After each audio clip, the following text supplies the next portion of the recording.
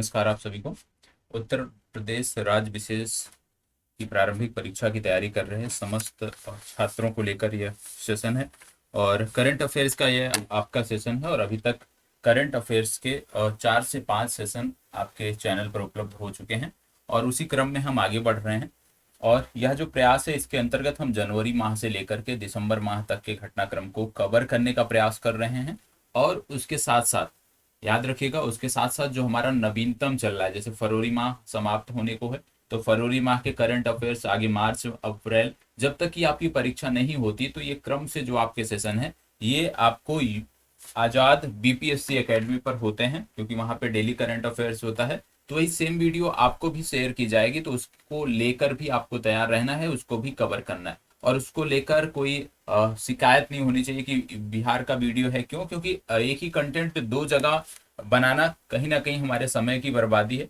तो उसी को ध्यान में रखते हुए, क्योंकि डेली वहां पे आपका चल रहा है, तो वही चीजें आपके क्रैश कोर्स में शेयर की जा रही हैं डेली बेसिस पे। और आपका जो रिवीजन वाला है, जिसमें हम जनवरी से दिसंबर को कवर कर रहे हैं, वो आपका यह सेशन है जिसमें थंबनेल के माध्यम से भी आपकी चीजें स्पष्ट हो जाती होंगी। तो सबसे पहले आपको ये जनवरी से दिसंबर वाला भी पूरा अच्छे से कवर करना है और जो डेली बेसिस पे है उसको साथ साथ देखते हुए चलना है, उससे आपकी चीजें बेहतर होंगी। और डेली बेसिस वाला भी आपको उपलब्ध नहीं कराया जा रहा है, 1 मार्च से डेली बेसिस वाला आपको उपलब्ध कराया जाएगा। तो वहां से हम मार्च से लेकर जब तक आपकी परीक्षा नहीं होती तब तक के घटनाक्रम को साथ लेकर चलेंगे और पिछला जो 1 वर्ष का है उसको इस सेशन के माध्यम से हम कंप्लीट करेंगे।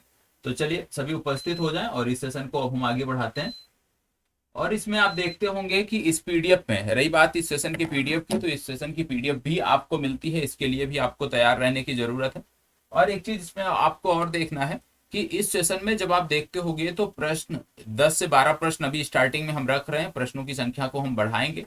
और उसके बाद में आप देखते होंगे 25 से 30 वन लाइनर फैक्ट होते हैं। तो जो 25 से 30 वन लाइनर फैक्ट हैं वह भी आपकी परीक्षा के लिए उतने ही महत्वपूर्ण हैं। तो उनको आप इसी सेशन में प्रयास ही करना है कि जिस सेशन में आप देख रहे हैं इसी सेशन में 100% चीजों को कंप्लीट करें और प्रॉपर नोट्स भी बनाते हुए चलें। और याद रखिएगा, लगभग लगभग आप कह सकते हो 90% से ज्यादा करंट अफेयर्स आपकी परीक्षा का यहाँ से मिलेगा। और ये मैं करके आपको दिखाऊंगा। पूर्व में भी ये चीजें हुई हैं, इससे पहले विगत वर्ष में जब आपकी परीक्षाएं हुई हैं तो जहां 24 प्रश्न 25 प्रश्न आपके यहाँ पूछे जाते थे करंट अफेयर्स के, उनमें 20 से ज्यादा प्रश्न आपकी दैनिक कक्षाओं से होते रहे हैं।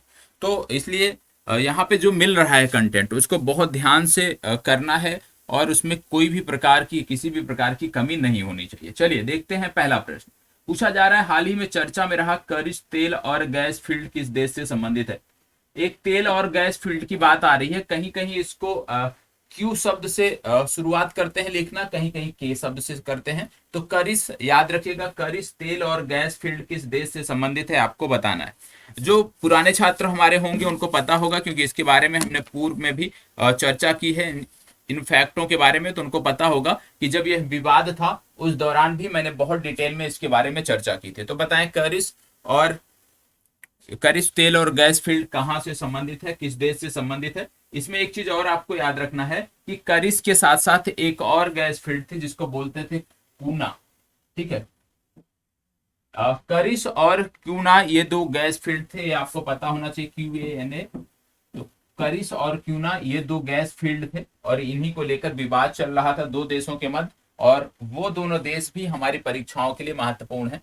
सबसे पहली बात पूछा जा रहा है कि किस देश से संबंधित है, मतलब करिश तेल और गैस फील्ड किस देश से संबंधित है, क्योंकि यहाँ पे जो विवाद था वो अब सुलझा लिया गया है आपसी सहमति से। और ये जो आप कह सकते हो जो गैस फील्ड है इसके बारे में आपको बताना है कि ये किस देश से संबंधित है। चलिए बताइएगा, पहले स्वयं से इसके बारे में प्रयास करना है। स्वयं से जब आप प्रयास कर लेते हैं, 4 विकल्प आपके दिए हैं, उसके बाद मैं आपको इसका जवाब बताता हूं।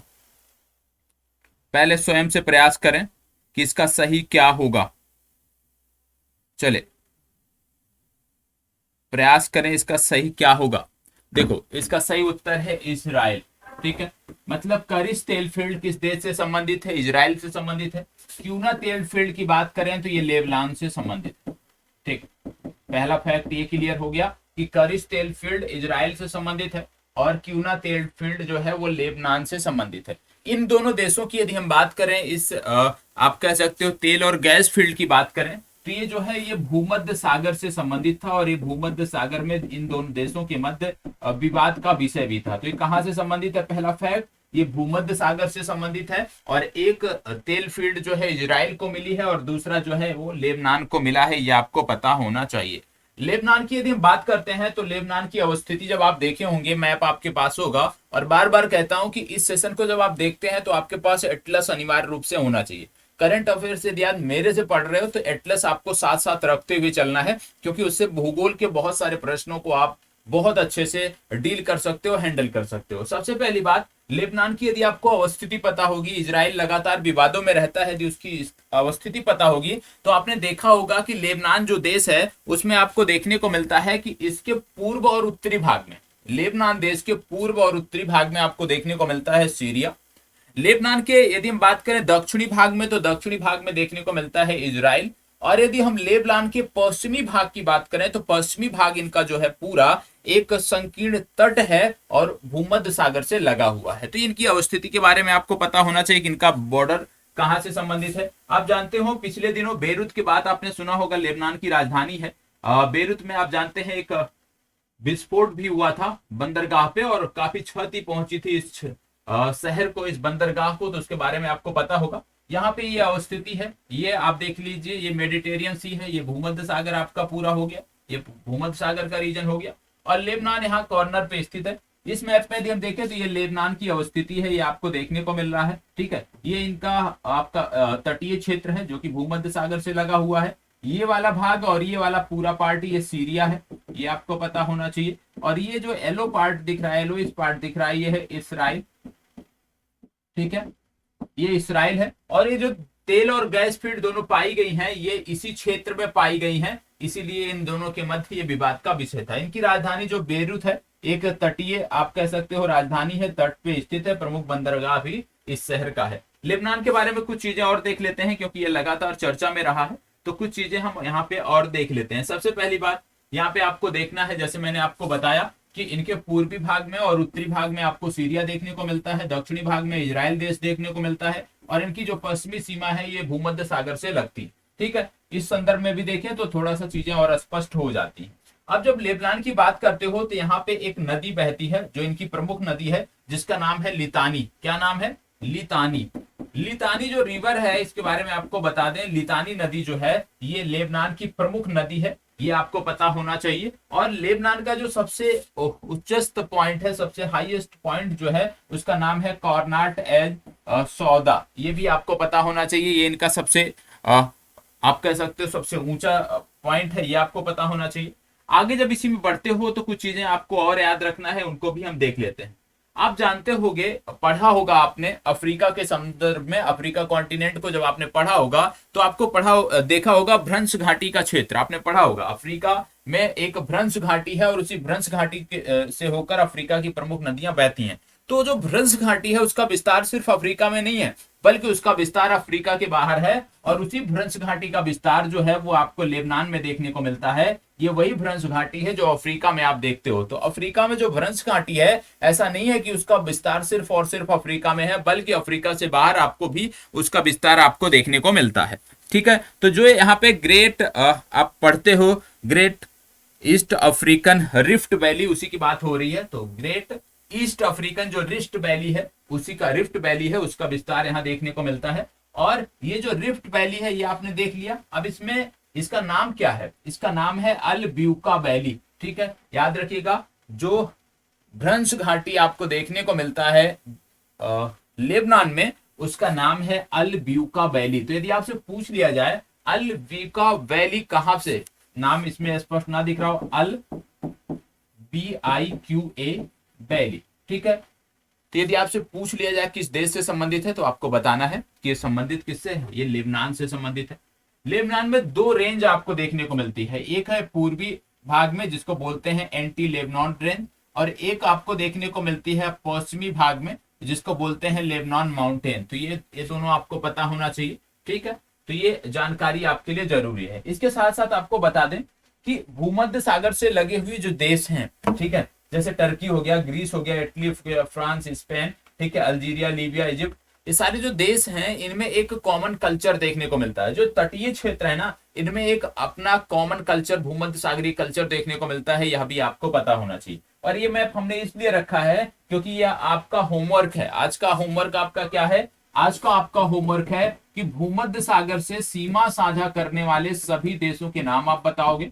भूमध्य सागर से सीमा साझा करने वाले सभी देशों के नाम आप बताओगे, इनकी राजधानियां आप जाके देखोगे, और इनकी मुद्राएं क्या हैं वह भी आप जाके देखोगे। तो ये आज का आपका होमवर्क है, अनिवार्य रूप से सभी को करना है। करोगे तो आप बेहतर अपने आप को बेहतर करोगे, नहीं करोगे तो भीड़ का हिस्सा रह जाओगे। ठीक है, तो जिनको सफल होना है प्रारंभिक परीक्षा में, तो निश्चित तौर पे आपको कुछ अलग करना पड़ेगा, क्योंकि करंट अफेयर्स रटने की चीज नहीं है। जो लोग रट रहे हैं वो 90% प्रश्नों को नहीं सही कर पाते, 50 से 60% में रह जाते हैं। और आपको यदि 90% तक जाना है तो थोड़ा सा अपना भी एफर्ट उसमें डालना होगा। ठीक है, चलिए आगे बढ़ते हैं। प्रश्न संख्या 2। प्रश्न संख्या 2 बोला जा रहा है, हाल ही में भारत के किस हाइड्रोकार्बन रिफाइनरी ने भारतीय वायुसेना से बायो एयर टरबाइन फ्यूल को लेकर समझौता किया है? बताएं, जवाब दीजिएगा। क्या बोला जा रहा है? भारत के किस हाइड्रोकार्बन रिफाइनरी ने भारतीय वायुसेना से बायो एयर टरबाइन फ्यूल को लेकर समझौता किया? बायो एयर टरबाइन फ्यूल को लेकर के किस रिफाइनरी से समझौता किया है, ये आपको बताना है। किसने? भारतीय वायुसेना से किसने समझौता किया? 4 यहाँ पे रिफाइनरियों के नाम दिए हुए हैं, इन चारों में से आपको विचार करना है। चले, इन चारों में से आपको विचार करना है। जामनगर, एटानगर, मैंगलोर और कोटा। आप जानते हैं भारत में कई सारी रिफाइनरियां हैं, ठीक है। जैसे बरौनी रिफाइनरी आपको बिहार में देखने को मिलती है, हल्दिया रिफाइनरी पश्चिम बंगाल में देखने को मिलती है, मथुरा रिफाइनरी उत्तर प्रदेश में देखने को मिलती है, पानीपत रिफाइनरी आपको हरियाणा में देखने को मिलती है, डिगबोई, बोंगईगांव और नुमालीगढ़ ये आपको असम में देखने को मिलती है, बीना रिफाइनरी मध्य प्रदेश में देखने को मिलती है, और एक प्रमुख रिफाइनरी और याद रखिएगा, मनाली तेल रिफाइनरी और मनाली तेल रिफाइनरी तमिलनाडु में देखने को मिलती है। ये कुछ प्रमुख रिफाइनरियां हैं जिनके नाम आपको पता होना चाहिए और उनके स्थानों का नाम भी पता होना चाहिए। इसका सही उत्तर कौन सा होगा? तो इसका सही उत्तर है मंगलौर रिफाइनरी। सी विकल्प आपका सही उत्तर है इस प्रश्न के लिए। यहाँ पे जामनगर रिफाइनरी भी दिया है। जामनगर रिफाइनरी के बारे में याद रखना है, जामनगर रिफाइनरी दुनिया की सबसे बड़ी, याद रखिएगा, दुनिया की सबसे बड़ी तेल रिफाइनरी है जामनगर रिफाइनरी। और जामनगर रिफाइनरी कहां देखने को मिलती है आपको? ये आपको देखने को मिलती है गुजरात में। चलिए इसको बताइए, वैश्विक पर्यटन शिखर सम्मेलन 2023 का आयोजन कहां किया जाएगा? क्या बोला जा रहा है? वैश्विक पर्यटन शिखर सम्मेलन की बात हो रही है। पिछले दिनों फितूर के बारे में आपको मैंने बताया था, ठीक है, फितूर के बारे में बताया था। यदि आपको याद है तो जरूर बताइएगा फितूर क्या था, उसके बारे में संपूर्ण डिटेल कमेंट बॉक्स में शेयर करनी है। पिछले क्लास में आपने इसको देखा होगा, फितूर के बारे में जानकारी मैंने आपको बताई थी। तो यहाँ पे सबसे पहले आप बताएं कि वैश्विक पर्यटन शिखर सम्मेलन 2023 का आयोजन कहां किया जाएगा? 4 विकल्प आपके पास हैं, बेंगलुरु, पुणे, दिल्ली और लखनऊ। इन चारों में से आपको विचार करके जवाब देना है। चलिए बताइएगा, वैश्विक पर्यटन शिखर सम्मेलन 2023 का आयोजन कहां किया जाएगा? देखो, इसका आयोजन होगा दिल्ली में। दिल्ली से एक चीज याद आया कि दिल्ली में है आपकी सुप्रीम कोर्ट, ठीक है, सर्वोच्च न्यायालय आपका दिल्ली में है। और सर्वोच्च न्यायालय में अभी एक शिकायत दर्ज की गई थी, वह भी केंद्र सरकार के खिलाफ। और जो शिकायत थी उसके बारे में थोड़ा सा जानकारी आपको होनी चाहिए, आपकी भारतीय राज व्यवस्था से जुड़ता है, तो इसको थोड़ा सा हम देख लेते हैं। सबसे पहले आपने पढ़ा होगा आर्टिकल नंबर 93। आर्टिकल नंबर 93 आपने पढ़ा होगा। आर्टिकल नंबर 93 यदि नहीं पढ़ा है तो पढ़ लीजिएगा। आर्टिकल नंबर 93 बताता है कि जो हमारी लोकसभा है, लोकसभा में एक अध्यक्ष और एक उपाध्यक्ष अनिवार्य रूप से होना चाहिए, ठीक है। तो आर्टिकल नंबर 93 क्या बताता है कि लोकसभा में एक अध्यक्ष और एक उपाध्यक्ष अनिवार्य रूप से होना चाहिए। क्या हमारे यहाँ वर्तमान लोकसभा में अध्यक्ष और उपाध्यक्ष हैं? जी हाँ, अध्यक्ष हैं, ओम बिरला जी हैं, कोटा से आते हैं, राजस्थान से, ठीक है। लेकिन क्या उपाध्यक्ष हैं? नहीं, उपाध्यक्ष हमारे यहाँ नहीं है और लंबे समय से नहीं है। तो ये जो उपाध्यक्ष नहीं है, ये संविधान की भावना के अनुरूप नहीं है, ये संविधान का उल्लंघन है, ठीक है। और इसी को ध्यान में रखते हुए एक शिकायत केंद्र सरकार के खिलाफ, एक याचिका केंद्र सरकार के खिलाफ डाली गई है कि जब संविधान में व्यवस्था है कि अध्यक्ष के साथ साथ उपाध्यक्ष भी होने चाहिए, तो इतने लंबे समय से उपाध्यक्ष लोकसभा के लिए क्यों नहीं है? तो ये आपको पता होना चाहिए। पहली बात, आर्टिकल 93 इसलिए महत्वपूर्ण हो जाता है, पूछा जा सकता है इसके बारे में। दूसरी बात, यहीं पे यह भी बताया गया कि आप जानते हैं इसी के तहत आर्टिकल 178 आता है आपका, आर्टिकल 178। और आर्टिकल 178 के तहत जैसे कि लोकसभा में व्यवस्था की गई है, इसी तरह से विधानसभा में भी व्यवस्था की गई है। और विधानसभा में एक अध्यक्ष होता है और एक डिप्टी स्पीकर होता है, ठीक है। तो क्या भारत के सभी राज्यों में डिप्टी स्पीकर और स्पीकर हैं? तो इसका जवाब है नहीं। भारत के 5 ऐसे राज्य हैं जो यहाँ पर भी संविधान का उल्लंघन कर रहे हैं। और ये 5 राज्य कौन कौन से हैं? इसमें राजस्थान आता है, मध्य प्रदेश आता है, उत्तर प्रदेश आता है, उत्तराखंड आता है और झारखंड आता है। ये 5 ऐसे राज्य हैं जहां पर विधानसभा में यदि हम बात करें तो अध्यक्ष तो हैं लेकिन डिप्टी स्पीकर नहीं है। तो ये आपको पता होना चाहिए, इन 5 राज्यों का नाम पता होना चाहिए। और संविधान का अनुच्छेद कौन सा बताता है? 178 बताता है। इसके बारे में भी आपको जानकारी होनी चाहिए, ठीक है। इसके साथ साथ जब बात आती है राज्यसभा की, तो राज्यसभा में आप जानते हैं कि जो हमारे उपराष्ट्रपति होते हैं वो पदेन सभापति होते हैं, ठीक है। और राज्यसभा में यदि हम बात करें तो वाइस चेयरपर्सन भी हैं, जिनका नाम आपको नहीं पता है तो नोट कर लीजिएगा, हरिवंश नारायण सिंह, जो हमारे वाइस चेयरपर्सन है राज्यसभा में, ठीक है। तो ये दोनों अनुच्छेद आपके लिए महत्वपूर्ण हो जाते हैं, आर्टिकल नंबर 93 और आर्टिकल नंबर 178। बढ़ते हैं आगे। World day of social justice कब मनाया जाता है? चलिए बताइए, world day of social justice कब मनाया जाता है? 19 फरवरी, 20 फरवरी, 21 फरवरी, 22 फरवरी। World day of social justice कब मनाया जाता है? आप जानते हैं एक संगठन है जिसको बोलते हैं ILO, इसका फुल फॉर्म आप बताओगे और इसका हेडक्वार्टर भी आप बताओगे, ये आपका होमवर्क है, ठीक है। और ILO जो संस्था है इसी के द्वारा यह मनाया जाता है और 20 फरवरी को यह मनाया जाता है, ठीक है। तो याद रखिएगा, इसका सही उत्तर हो जाएगा बी विकल्प, 20 फरवरी। चलिए आगे बढ़ते हैं। हाल ही में यूनिसेफ इंडिया ने भारत के लिए किसे अपना राष्ट्रीय राजदूत नियुक्त किया है? यूनिसेफ इंडिया की बात हो रही है और भारत के लिए किसे अपना राजदूत बनाया है, उस व्यक्ति की बात हो रही है। 4 नाम यहाँ पे आपको दिए हुए हैं, इन चारों नामों में से आपको चुनाव करना है। चलिए बताइएगा। आप जानते हैं यूनिसेफ की यदि हम बात करते हैं तो इसकी जो प्रमुख हैं उनका नाम भी आपको पता होना चाहिए, कैथरीन। इनका नाम अपने आप में महत्वपूर्ण है, नोट रखिएगा, ठीक है। कैथरीन M रसेल इनका पूरा नाम है, कैथरीन M रसेल, ये इसकी प्रमुख है, यूनिसेफ की प्रमुख है। यूनिसेफ के हेडक्वार्टर की बात करें तो ये न्यूयॉर्क में आपको देखने को मिलता है। लेकिन यहाँ पे क्या बात हो रही है? बोला जा रहा है यूनिसेफ इंडिया की बात हो रही है, ठीक है, एक रीजनल संस्था की बात हो रही है। और बोला जा रहा है किससे अपना राष्ट्रीय राजदूत नियुक्त किया है? तो ये नियुक्त किया गया है आयुष्मान खुराना, डी विकल्प आपका सही उत्तर, ठीक है। चलिए आगे बढ़ते हैं। प्रश्न संख्या 6, हाल ही में उत्तर भारत का पहला परमाणु संयंत्र स्थापित किए जाने से चर्चा में रहा शहर गोरखपुर किस राज्य से संबंधित है? क्या बोला जा रहा है? और इसका उम्मीद मैं करता हूं कि 99% लोग, 100% लोग गलत जवाब देंगे, 100% लोग गलत जवाब देंगे। बताएं, उत्तर भारत का पहला परमाणु संयंत्र स्थापित किए जाने से चर्चा में रहा शहर गोरखपुर किस राज्य से संबंधित है? चलिए बताइएगा, फास्ट जवाब दीजिएगा। यहाँ पे बात हो रही है परमाणु संयंत्रों की। आप जानते हैं परमाणु संयंत्रों में यदि हम बात करें तो भारत के कई सारे राज्यों में परमाणु संयंत्र हैं, जैसे रावतभाटा राजस्थान में देखने को मिलता है, नरौरा उत्तर प्रदेश में देखने को मिलता है, काकरापार गुजरात में देखने को मिलता है, कलपक्कम कुंडलकुलम ये तमिलनाडु में आपको देखने को मिलता है, और तारापुर और जैतापुर महाराष्ट्र में आपको देखने को मिलते हैं। ये कुछ हमारे परमाणु संयंत्र हैं। लेकिन यहाँ पे बात हो रही है गोरखपुर की। आपको बता दें ये जो शहर गोरखपुर है यहाँ पे 700 मेगावाट क्षमता की 2 यूनिट लगाई जा रही है, ठीक है, 700 मेगावाट क्षमता की 2 यूनिट लगाई जा रही है। और ये जो शहर है ये पड़ता है हरियाणा में। कहां से? आप सब क्या समझ रहे होंगे, गोरखपुर यूपी वाला, गोरखपुर जिला नहीं, गोरखपुर जिले की बात नहीं हो रही यहाँ पे गोरखपुर हरियाणा की बात हो रही है। और गोरखपुर जो है ये फतेहाबाद जिले में पड़ता है हरियाणा के, ये आपको याद रखने की जरूरत, ठीक है, तो इसका सही उत्तर क्या हो जाएगा, हरियाणा का फतेहाबाद जिला, जहां पे गोरखपुर शहर है और यहाँ पे 700 मेगावाट की 2 यूनिट लगाई जा रही है, ये आपको पता होना चाहिए।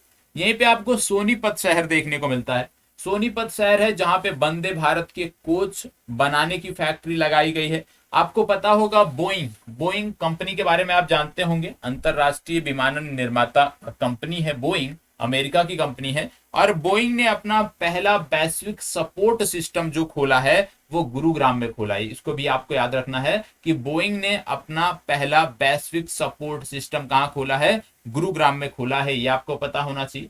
फिर बात आती है चंडी मंदिर। चंडी मंदिर एक स्थान है हरियाणा में, जो आप कह सकते हो सैन्य स्टेशन है, जहां पे लगातार हमारे सैन्य अभ्यास होते रहते हैं। और अभी हाल ही में जो यहाँ पे सैन्य अभ्यास संपन्न हुआ वो भारत और वियतनाम के बीच संपन्न हुआ है, जिसका नाम है बिम्बेक्स। तो याद रखिएगा, बिम्बेक्स सैन्य अभ्यास किन दो देशों के बीच होता है, भारत और वियतनाम के बीच, इसको बताइएगा।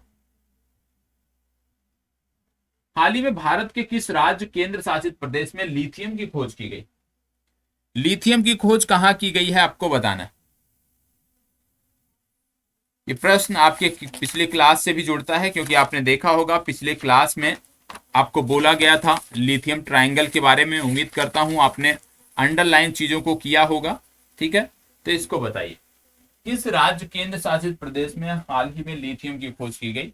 4 विकल्प यहाँ पे दिए हुए हैं, इन चारों में यदि हम बात करें तो इसका सही उत्तर है जम्मू कश्मीर। लिथियम की खोज जो है वो जम्मू कश्मीर में की गई है, ये आपको पता होना चाहिए। लिथियम की जब बात करते हैं तो चिली में सबसे ज्यादा लिथियम आप कह सकते हो कि भंडार है, उत्पादन होता है। लिथियम ट्रायंगल की जब आप बात करते हो, 3 देश आपने देखा था, चिली, अर्जेंटीना और बोलीविया आपने देखा था। और आपने देखा था कि विश्व के 75% से ज्यादा लिथियम का उत्पादन अभी इसी लिथियम ट्रायंगल से होता है। विश्व के 50% से ज्यादा जो भंडार हैं लिथियम के, वो इसी लिथियम ट्रायंगल के देश में पाए जाते हैं। ये चीजें आपने पिछली क्लास में देखा था, तो वहां से जाके आपको इसको नोट डाउन कर लेना है। जम्मू कश्मीर की बात हो रही है तो यहां से जुड़ा हुआ एक फैक्ट और याद रखिएगा आप, कि सेंसर आधारित स्मार्ट कृषि तकनीकी पर, याद रखिएगा, सेंसर आधारित स्मार्ट कृषि परियोजना जो है इसको मंजूरी दी गई है जम्मू कश्मीर में। सेंसर आधारित स्मार्ट कृषि परियोजना, इसकी मंजूरी दी गई है जम्मू कश्मीर में। इसमें है क्या, इसमें विशेष रूप से जो पॉली हाउसेस होंगे उनके माध्यम से पौधों की आवश्यकता अनुसार जो उनकी जरूरत होगी, टेम्परेचर, उदाहरण के रूप में मान लो किसी पौधे के लिए शीतकाल चल रहा है जम्मू कश्मीर में, और किसी पौधे को जो है वो 20 डिग्री सेल्सियस टेम्परेचर चाहिए, तो वहां पे तो मुमकिन है नहीं, लेकिन पॉली हाउस के माध्यम से, आर्टिफिशियल इंटेलिजेंस के माध्यम से उस पॉली हाउस में हम 20 डिग्री का टेम्परेचर सेटअप करेंगे, और इसी को बोलते हैं सेंसर आधारित तकनीकी। तो इस प्रकार से विभिन्न क्षेत्रों में काम किया जाएगा, और यह कहां शुरू किया गया है, ये जम्मू कश्मीर में शुरू किया गया है। आप जानते होंगे एक कार्यक्रम चल रहा था वाइब्रेंट, एक कार्यक्रम बहुत महत्वपूर्ण है, इसका नाम है vibrant village. Vibrant village, vibrant village क्या कार्यक्रम है? वाइब्रेंट विलेज जो कार्यक्रम है इसके बारे में आपको याद रखना है कि वाइब्रेंट विलेज कार्यक्रम के माध्यम से जो हमारे सीमावर्ती गांव हैं उनकी संख्या की बात करें तो कुल 663 गांव हैं। मतलब भारत के कुल 663 गांवों को जो है विकसित करने की एक परियोजना है, जिसको बोलते हो वाइब्रेंट विलेज, ये आपको याद रखना है। और फाइनेंशियल ईयर 2023 से लेकर के 2026 तक इसको हमें कंप्लीट करना है, और इसके लिए कुल बजट जो दिया गया है वो आपको याद रखना है 4800 करोड़ रुपए का बजट इसके लिए आवंटित किया गया है। ठीक है, चलिए आगे बढ़ते हैं, अगला प्रश्न। हाल ही में किस राज्य के फायर स्टेशन को सुभाष चंद्र बोस आपदा प्रबंधन पुरस्कार दिया गया है? सुभाष चंद्र बोस आपदा प्रबंधन पुरस्कार किस राज्य के फायर स्टेशन को आपको दिया गया है, बताएं। फास्ट जवाब दीजिएगा। देखो ये है लुंगलई फायर स्टेशन, और लुंगलई फायर स्टेशन जो है ये आपको देखने को मिलता है पूर्वोत्तर भारत के एक राज्य में। पूर्वोत्तर भारत का वो राज्य कौन सा है, तो वो राज्य है मिजोरम। मिजोरम राज्य के लुंगलई फायर स्टेशन को सुभाष चंद्र बोस आपदा प्रबंधन पुरस्कार से सम्मानित किया गया है। इसके साथ साथ एक और संस्था है जिसको यह पुरस्कार मिला है, वो ओडिशा से संबंधित है, और ये जो संस्था है इसको भी याद रख लीजिएगा, ओडिशा राज्य आपदा प्रबंधन प्राधिकरण। उड़ीसा राज्य आपदा प्रबंधन प्राधिकरण और लुंगलई फायर स्टेशन को सुभाष चंद्र बोस आपदा प्रबंधन पुरस्कार दिया गया है, ये आपको पता होना चाहिए। ठीक है, अब मिजोरम की बात आ रही है तो आप जानते हैं सोशल प्रोग्रेस इंडेक्स आया था अभी हाल ही में, और सोशल प्रोग्रेस इंडेक्स में यदि हम बात करें पूरे भारत में जो सर्वश्रेष्ठ जिला था वो मिजोरम का आइजोल जिला था, और पूरे भारत का जो सर्वश्रेष्ठ राज्य था वो था पुडुचेरी। इसको भी आपको याद रखने की जरूरत है। एक चीज और याद रखिएगा, यहाँ पे एक झील है जिसको बोलते हैं पाल झील, और पाल झील को अभी हाल ही में रामसर स्थल का दर्जा मिला है, यह भी आपको याद रखने की जरूरत है। चलिए आगे बढ़ते हैं। विश्व व्हेल दिवस कब मनाया जाता है? चलिए बताइएगा, विश्व व्हेल दिवस कब मनाया जाता है? विश्व व्हेल दिवस की बात करें, 4 तिथियां यहाँ पे दी हैं, 10 फरवरी, 19 फरवरी, 20 फरवरी और 30 फरवरी। इनमें से जो सटीक उत्तर है वो है 19 फरवरी। 19 फरवरी को विश्व व्हेल दिवस मनाया जाता है। इसको बताइएगा, हाल ही में किस शहर में रिंग मेट्रो कॉरिडोर की आधारशिला रखी गई है? रिंग मेट्रो कॉरिडोर की बात हो रही है, मतलब ये जो शहर है, अब इस शहर के चारों तरफ मेट्रो चलेगी। अभी तक इस शहर में चलती थी, लेकिन अब इस शहर के चारों तरफ मेट्रो चलेगी। इसमें समय लोगों को कम लगेगा, और यदि बॉर्डर के किसी भी क्षेत्र में जाना है तो लोगों को आसानी होगी, क्योंकि अभी तक कई बार उनको मेट्रो बदलने की आवश्यकता पड़ती थी, और लगातार क्राउड भी उन मेट्रो में बढ़ता जा रहा है। तो ये जो रिंग मेट्रो कॉरिडोर है, रिंग मेट्रो कॉरिडोर की आधारशिला दिल्ली में रखी गई है। इसका सही उत्तर है बी विकल्प। ठीक है, बी विकल्प इस प्रश्न के लिए सही उत्तर है। अब बात आ जाती है आज के प्रीलिम्स फैक्ट की।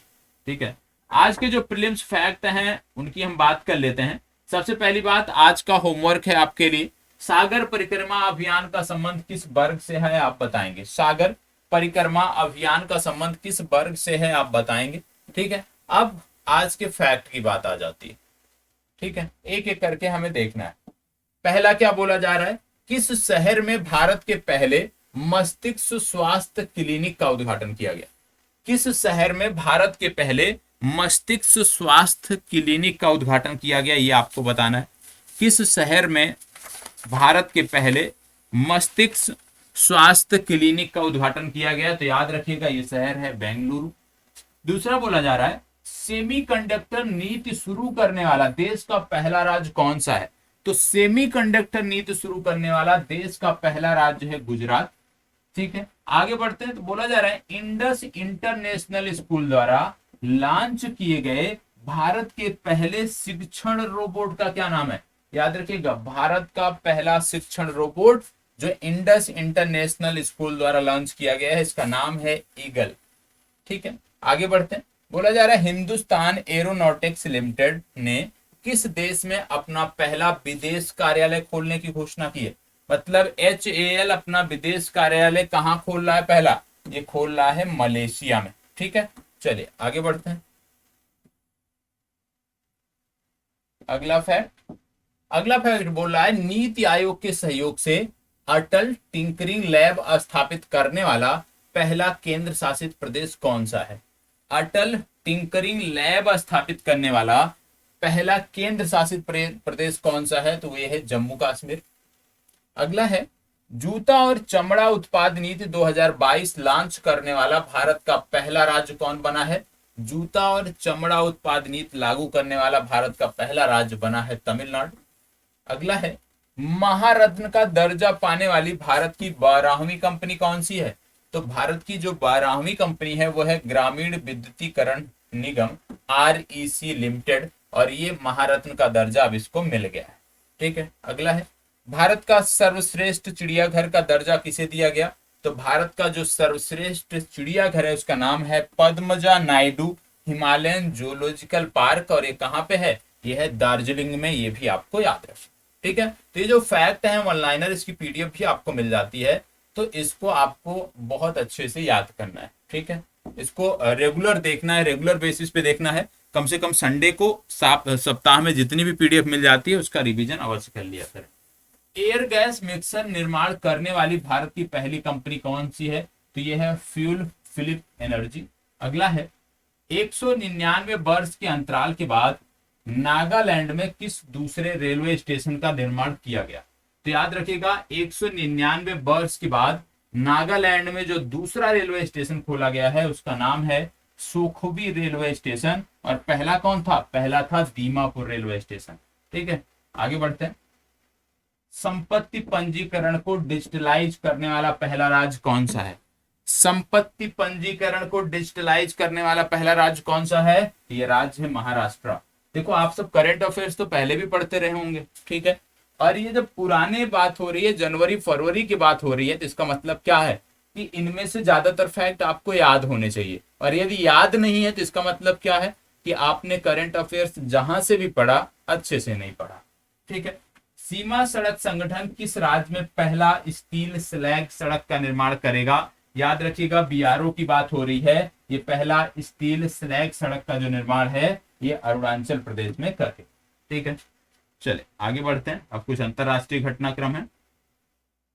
बोला जा रहा है विश्व का सबसे बड़ा कार्बन फाइबर प्लांट कहां बनाया जा रहा है? क्या बोला जा रहा है? विश्व का सबसे बड़ा कार्बन फाइबर प्लांट कहां बनाया जा रहा है? तो विश्व का सबसे बड़ा कार्बन फाइबर प्लांट हजीरा में बन रहा है। विश्व का सबसे बड़ा कार्बन फाइबर प्लांट कहां बन रहा है? हजीरा में बन रहा है। विश्व का पहला कंप्रेस्ड नेचुरल गैस टर्मिनल कहां बन रहा है? विश्व का पहला कंप्रेस्ड नेचुरल गैस टर्मिनल जो है ये भावनगर में बन रहा है। ठीक है, किस देश ने कोविड-19 के खिलाफ दुनिया का पहला इनहेलेबल वैक्सीन देना शुरू किया है? तो ये चीन ने शुरू किया है, इसके बारे में मैंने आपको बताया था। हाइड्रोजन से चलने वाली दुनिया का पहला यात्री ट्रेन किस देश ने लॉन्च किया है? तो हाइड्रोजन से चलने वाला पहला यात्री ट्रेन जो है ये जर्मनी ने लॉन्च किया है। तो इसका सही उत्तर है जर्मनी। आगे बढ़ते हैं, इसको देखिएगा। यहां पे बोला जा रहा है महिलाओं को मुफ्त सैनिटरी पैड उपलब्ध कराने के संबंध में कानून बनाने वाला विश्व का पहला देश कौन सा है? तो स्कॉटलैंड बना था। विश्व भर में अकेले उड़ान भरने वाला सबसे कम उम्र का व्यक्ति कौन है? तो मैक रदरफोर्ड। कौन सा देश चीनी के विश्व के सबसे बड़े उत्पादक और उपभोक्ता के रूप में उभरा है? यह है भारत। ठीक है, इसके बाद आगे बढ़ते हैं। अगला फैक्ट, कौन सा देश दुनिया का पहला तैरता हुआ शहर बना रहा है? क्या बोला जा रहा है? कौन सा देश दुनिया का पहला तैरता हुआ शहर बना रहा है? यह है दक्षिण कोरिया। क्या आपको पता है दुनिया का एकमात्र तैरता हुआ राष्ट्रीय उद्यान किस राज्य में है या किस देश में है? यदि आपको पता है तो जरूर बताइएगा, अच्छा प्रश्न है, महत्वपूर्ण। दुनिया का एकमात्र तैरता हुआ राष्ट्रीय उद्यान किस देश और किस राज्य से है, ये आपको जरूर बताना है। नहीं आएगा कमेंट बॉक्स में बताइएगा, अगले क्लास में मैं आपको जवाब दूंगा। किस विश्वविद्यालय के वैज्ञानिकों ने विश्व का पहला सिंथेटिक भ्रूण बनाया है? यह है कैम्ब्रिज विश्वविद्यालय। ठीक है, दुनिया का पहला राइट टू रिपेयर कानून किसने पारित किया है? दुनिया का पहला राइट टू रिपेयर कानून न्यूयॉर्क विधानमंडल ने पारित किया है। बोला जा रहा है राष्ट्रमंडल राष्ट्र में शामिल होने वाला 56वां सदस्य कौन सा है? तो 56वां सदस्य है टोगो और 55वां सदस्य था गैबोन। तो ये बहुत महत्वपूर्ण प्रश्न है राष्ट्रमंडल वाला, इसको जरूर याद रखिएगा। ठीक है, टोगो अंतिम अभी तक बना है। अब यहाँ पे कुछ बोला जा रहा है कि 1 जनवरी 2023 से यूरो मुद्रा अपनाने वाला यूरोजोन का 20वां सदस्य कौन सा है? यूरो मुद्रा अपनाने वाला यूरोजोन का 20वां सदस्य बना है क्रोएशिया। ठीक है, आगे बढ़ते हैं। तो बोला जा रहा है एससीओ की पहली सांस्कृतिक और पर्यटन राजधानी, संघाई सहयोग संगठन की बात हो रही है, और बोला जा रहा है इनकी पहली सांस्कृतिक और पर्यटन राजधानी के रूप में किसे नामित किया गया है? ये हमारा वाराणसी शहर है, जिसको क्योटो बनाने की बात की गई थी। किस देश ने अत्यधिक गर्मी के कारण पहली बार रेड वेदर वार्निंग जारी किया है? ये देश है ब्रिटेन। ठीक है, आगे बढ़ते हैं। साइंस टेक से जुड़े हुए कुछ प्रश्न हैं, इनको देख लेते हैं। यहां पे बोला जा रहा है किस कंपनी ने दुनिया का पहला क्लाउड कंप्यूटिंग लैपटॉप पेश किया है? क्या है? दुनिया का पहला क्लाउड कंप्यूटिंग लैपटॉप ये गूगल ने पेश किया है। किस देश ने सूर्य के अध्ययन करने के लिए पहला अंतरिक्ष आधारित तो सोलर टेलीस्कोप, और इसका क्या नाम है, पुआफू वन किसने लॉन्च किया है? ये चीन ने लॉन्च किया है। राशिद के बारे में आप जानते होंगे कि राशिद नामक अपना पहला चंद्र रोवर किसने लॉन्च किया? यूएई ने लॉन्च किया था। आगे बोला जा रहा है कि भारत के पहले स्वदेशी विमान वाहक पोत आईएनएस विक्रांत का कमीशन कहां किया गया? तो ये कोचीन शिपयार्ड लिमिटेड में इसका कमीशन किया गया। ठीक है, आगे बढ़ते हैं। यहां पे बोला जा रहा है विश्व का पहला, ध्यान दीजिएगा, विश्व का पहला क्लोन आधारित आर्कटिक भेड़िया माया नाम से किस देश ने बनाया। तो सबसे पहले यही पता होना चाहिए कि माया क्या है।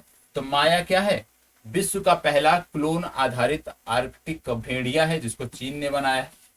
दक्षिण कोरिया के पहले चंद्र मिशन का क्या नाम है, दानूरी इसका नाम है।